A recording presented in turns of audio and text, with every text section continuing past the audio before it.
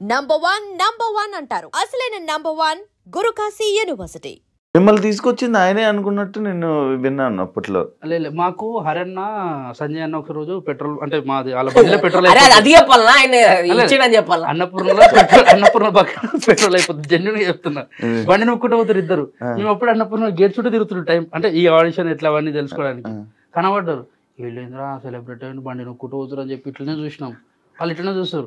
అన్నా నమస్తే అన్నా ఉరికినాం. అన్న ఏమైందని అంటే బండిలో పెట్రోల్ లేదంటే అన్న బండిలో పెట్రోల్ తెచ్చేయాలని. మా బండిలో లేదు ఫస్ట్, అలా తెచ్చేయాలని చెప్పి పెద్దగా మేము అంటే లేదే తమ్ముడు అంటే సార్ నువ్వు కూడా టీడీపీ ఆఫీస్ ఆపోజిట్ లో మన మల్లెమల్ల ఉంటుంది. ఆడదాకా నువ్వుకుంటే నేను మన్నెమ్మనే అన్న ఎట్లా రావాలన్నా దీనికి అదన్నా ఇదన్నా అన్ని అడుగుతుంటే ప్రతి ఒక్క దానికి ఓపికతో ఆన్సర్ చేసి మాకు నంబర్ ఇచ్చి ఈ టైంలో ఆడిషన్ ఉంటాయని చెప్పిందే హరన్న సంజయ్ అన్న. హరే సంజయ్ వాళ్ళు చెప్పినందుకే ఈడున్నాం. హరన్న సంజయ్ సడన్ గా కనబడకుండా మాయమేమే ఆయన రైటింగ్ చేసుకుంటా కొన్ని షోలు చేసుకుంటా ఆయన ఇప్పుడు నెక్స్ట్ ఒక వెబ్ సిరీస్ కానీ మూవీస్ కి ప్లాన్ చేసుకుంటాం. ఓకే, మీరు మధ్యలో మీరు లైక్ షో ఆపేయడానికి దానికి రీజన్ సంతోష్ అరంతా నిలిపారంట. అదే సంతోష్ అన్న రీజన్ కాదు కానీ అందరం అనుకొని వెళ్ళిపోయినాం. ఇప్పుడు మా హెడ్ ఆయననే మేము ఒక రోజు సంథింగ్ ఒక దగ్గరికి వెళ్ళినప్పుడు ఆ రోజు రిహార్సల్స్ ఉండే దానివల్ల క్లాషెస్ వచ్చి వెళ్ళిపోయినాం.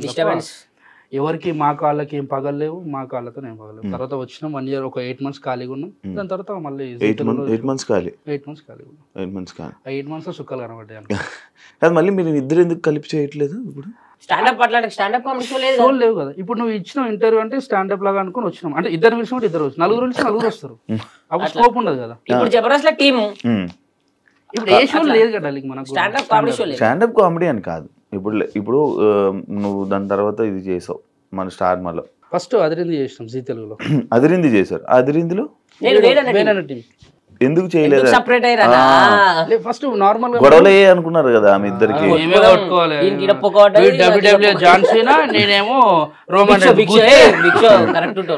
ఏం కొట్లాటలు ఏం లేవు. నార్మల్ ఏంటంటే మేము ఒక దగ్గర ఆగిపోయినాం. మనోడు ఏం చేసిందంటే వేనన్న పిలిస్తే వేనన్న టీంలోకి వెళ్ళిపోయాడు. నితిన్ భరతన్న పిలిచి తర్వాత నాగబాబు గారు నితిన్ భరతన్న వాళ్ళు పిలిచి మాకు అవకాశం ఇచ్చారు. ఇప్పటికీ ఈ ఆఫ్టర్ సెకండ్ లైఫ్ స్టార్ట్ చేసిన కారణం నితిన్ భరతన్న. వాళ్ళు లేనిది మా లైఫ్ ఇట్లా ఉండపో చిన్న చెప్తున్నా. 8 months ఖాళీ ఉన్నాక పిలిచి వాళ్ళే ఆ ఛాన్స్ ఇచ్చింది. అదిరింది షో అంటే మాకు సెకండ్ లైఫ్ ఇచ్చింది వాళ్ళే.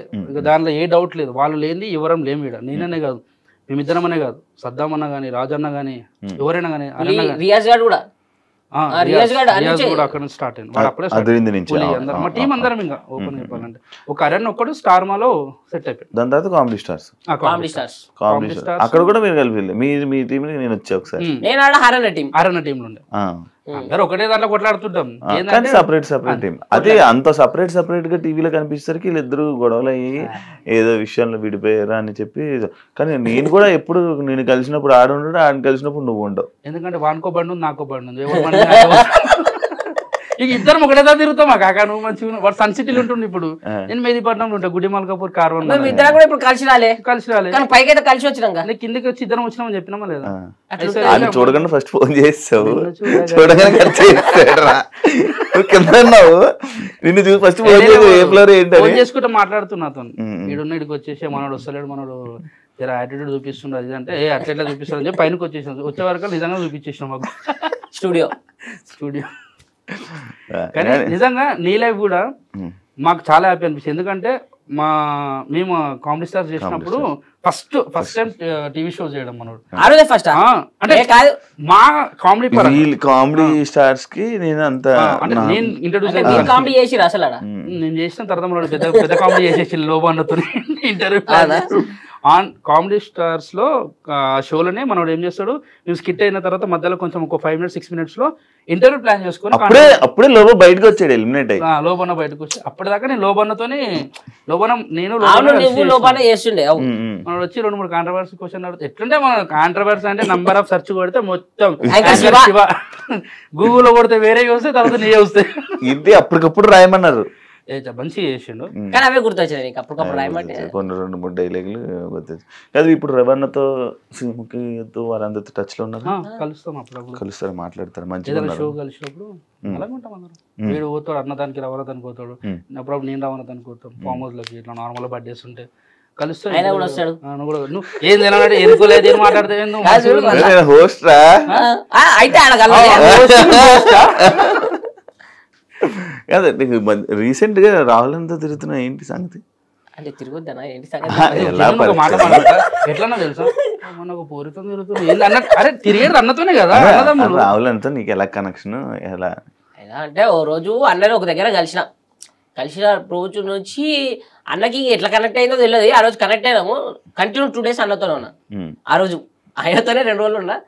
అట్లనే మా ఇద్దరిది కంటిన్యూ అయ్యకుండా వచ్చింది జర్నీ. కంటిన్యూ అయ్యి ఆస్ట్రేలియాకి పోయినాం ఈవెంట్ కి ఆయనతోనే. యూఎస్ కి వీసా ఇప్పించి యూఎస్ కి కూడా తీసుకున్నాను. ఆస్ట్రేలియా ఈవెంట్ కి అయితే బేసిక్ గా నన్ను వద్దన్నారు. నన్ను వద్దంటే నేను ఈవెంట్ కి రాను, ఈవెంట్ క్యాన్సిల్ అని చెప్పాడు అన్న. ఈవెంట్ కి రాను నేను, ఈవెంట్ క్యాన్సిల్ అంటే అప్పటికప్పుడు వీసా ఇస్తే పోయినాక అన్న ఒకటే చెప్పిండు, అరే వద్దన్నారా నువ్వు ఎట్లా చేస్తావు చూస్తాను నేను. ఆయన చెప్పిండు నేను వద్దన్నారు మరి చూసుకోను అన్న. స్టేజ్ ఎక్కి చేస్తే వాళ్ళు 3 యాంకర్లను పెట్టుకోరు అక్కడ వాళ్ళని, వాళ్ళ ఎవరు కూడా మాట్లాడలేను మాట్లాడుతుండే దిగి వెళ్ళిపోయారు. తర్వాత ఆడు ఈవెంట్ కోఆర్డినేటర్ ఆయన వచ్చి ఈవెంట్ ఎవరైతే చేసినా ఆయన గట్టి అక్ చేసుకొని కానీ మేము అనవసరంగా 3 పెట్టుకున్నాం, వాళ్ళ పేమెంట్ నీకు ఇచ్చినా అయిపోతుండేమో అంటున్నాడు. అని నా గిఫ్ట్లు నేను ఎక్స్పెక్ట్ చేయలేదు అసలు, నువ్వు ఇట్లా చేసావు అట్లా. యూఎస్కి కూడా అట్లనే అన్నారు, మీకు తెలియదు ఆయన గురించి వచ్చినాక చూసుర్తి అని చెప్పిండు. యూఎస్కి కూడా మంచిగా చింపి వాడి ఓకే ఓకే ఓకే కట్టది అట్లా యూఎస్కి కూడా రచ్చ చేసి వచ్చిన. ఏం లేదు భయ్, ఒకటే చెప్పాలంటే మనిషి దిల్దార్ సాఫ్ ఉన్నది కాబట్టి అన్న దగ్గర తీసుకొని మంచిగా ఉన్నాడు. మనం ఓన్లీ జోక్ బ్యాచ్ మనది కాదు. ఏమన్నా ఆ శివబాయ్ అని చెప్పి మంచిగా మనం కలిసిపోతాం. షూర్ అండి అన్న మీరు యాంకర్ కదా అన్న, యాంకరింగ్ మస్తు చేస్తాను సార్, ఎంత మంచి క్యూట్ అట్లా సెట్ అయిపోతుంది. మనం ఎవరిది జోకం ఆ జోక శాత కాక కొన్ని అవకాశాలు కూడా పోయినాయి మనకి. అవునా పోతే 100% కొన్ని దాంట్లో కొన్ని చేయాలి. ఇప్పుడు ఏమైనా ఆఫర్స్ రావాలన్నా ఏమైనా కావాలన్నా డైరెక్టర్ల చుట్టూ కానీ వాళ్ళ మనుషుల చుట్టూ కానీ వాళ్ళకి భజన చేస్తూ తిరగాల. పర్టికులర్ డైరెక్టర్సా మేనేజర్సా అని కాకుండా కొన్ని దగ్గర కొంతమందికి చేయాలి, కొంతమందికి కొంచెం వాయించి పడేయాలి. నువ్వు చేసావా? నేను అట్లా సెట్ కావు కదా. ఎవరికి చేయాలి నేను ఏం మనకు అట్లాంటి ఇష్టమే ఉండే అట్లాంటి లేకనే చాలా ఛాన్స్ మిస్ అయినా చెప్తలేడు అంటే చాలా మిస్ అయిపోయి. నువ్వు నీకు అలా సిచ్యువేషన్ వచ్చిందా? అసలు మాట్లాడలే ఎప్పుడు ఎవరితో అవకాశం కూడా అడగలే? ఎందుకు అంటే నీకు ఉన్న వరకు నడుస్తుంది, హ్యాపీగా ఉన్నాం చేసుకుంటున్నాం. అవకాశం అడగడం అంటే అన్న ఏదైనా ఉంటే చెప్పండి అని అడుగుతాం, ఏదైనా మూవీ ఉంటే చెప్పండి అని అడుగుతాం. కానీ అన్న మీరు ఎంతమంది చేసే సినిమా హైలైట్ ఉందంటే వాడు ఫస్ట్ సినిమా చేసేది, ఆయన ఇంతకుముందు సినిమా చేసింది హైలైట్ ఉందంటే వానికి డౌట్ వస్తుంది కదా. అట్లాంటివి మనం చెయ్యము రావు అట్లా ఎవరి దగ్గర పోయి. రీసెంట్గా ఆడియన్సే ఎందుకు మీరు టీవీ షోలు చేస్తున్నారు, మీరు ఎంటర్టైన్ చేస్తున్నారు, టీవీ షోలు చేస్తున్నారు, అంత బాగానే ఉంది. కానీ ఎందుకని ఈ మధ్య కనబడతలేరు అంటారు కన్ఫర్మ్ గా, అంటే వాళ్ళు చూస్తలేరు ఎట్లా. ఎందుకు తెలుసా, ఇప్పుడు నీకు ఒకప్పుడు ఏంటంటే యూట్యూబ్ ఉండే, ఓన్లీ టీవీ యూట్యూబ్, దాని తర్వాత టిక్ టాక్ అంటే అవండి అంటే చాలా యాప్స్ వచ్చినాయి. ఇప్పుడు ఓటీటీ ప్లాట్ఫామ్స్ చాలా వచ్చినాయి. ఇవన్నీ చూస్తూ నీకు ఇవి చూస్తారు. నీకు 11 మంది ప్లేయర్లు ఉంటారు, ఒకరి పేరు ఎందుకు హైలైట్ అవుతుంది? వాళ్ళు కూడా ప్లేయర్సే, కానీ అది చూడాలనుకునే కొన్ని చూస్తారు. ఇవి చూసేసారు అందరూ, చూస్తూనే ఇవి కూడా చూస్తారు. కానీ వాళ్ళు అప్లోడ్ పడతారు, అన్నా వస్తలేరేనా నీ మధ్య ఎటు వేయరా అని అంటారు. మనం చేస్తున్నాం కానీ కొందరికి చూసే వాళ్ళు కొంచెం తక్కువయ్యారు, జెన్యున్గా తక్కువయ్యారు కొంత.